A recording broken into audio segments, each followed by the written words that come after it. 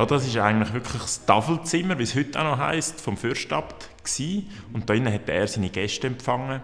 Da hatte es unten dran eine Küche gehabt und hinter da sind die Stall für die Rösser und da sind dann wirklich unten die Leute angekommen und da oben hat man sie dann empfangen und bewirtet. Also wirklich so der Empfangsraum gewesen. Und da gibt es auch noch alte Dokumente, die belegen, was da dann alles gespeisen und getafelt worden ist. Und das war also für die Zeit sehr, sehr reichhaltig gewesen. Also hat man dann 10 Gänger aufgetischt mit allen Herrlichkeiten, die es gegeben hat, die man in der damaligen Zeit hatte.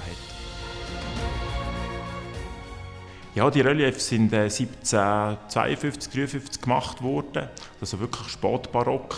Und man hat auch den Stuckmarmor rein, der außergewöhnlich ist, auch von seiner Farbigkeit her, die drin ist. Und die verschiedenen Reliefs zeigen eigentlich die Klosteranlage teilweise.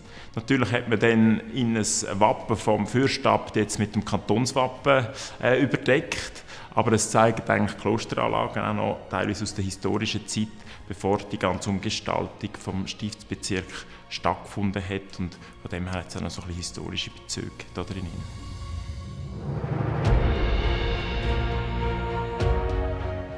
Es hat jeder Empfang so ein bisschen seine Regeln. Es kommt natürlich immer noch ein bisschen darauf an, wie man empfängt und je höher, umso formeller wird es eigentlich auch. Natürlich, wenn man jetzt zum Beispiel die Regierung vom Fürstentum Liechtenstein empfängt, hat das schon noch mal ein bisschen einen formelleren auch Charakter. Dann tut man auch die Beflaggung noch mal draussen anders machen. Man schaut beim Abholen, beim Empfangen, einfach, dass das Ganze, die Regeln ein bisschen auch eingehalten werden. Wer wen begrüßt, wenn man da raufführt, wie man da besitzt, dass es auch ein bisschen Stil hat.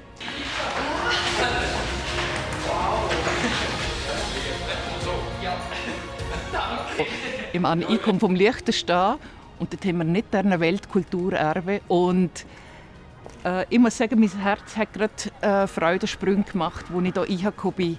Es ist ein unglaublich schöner Platz, wo dort die Regierung die Möglichkeit hat, ihre Sitzungen zu haben und die Leute zu empfangen.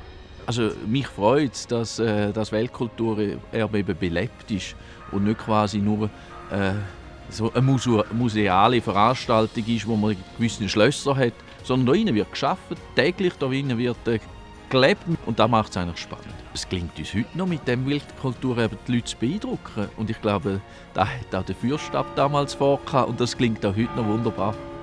Ich finde, es ist ein grosses Privileg, an so einem Ort zu arbeiten.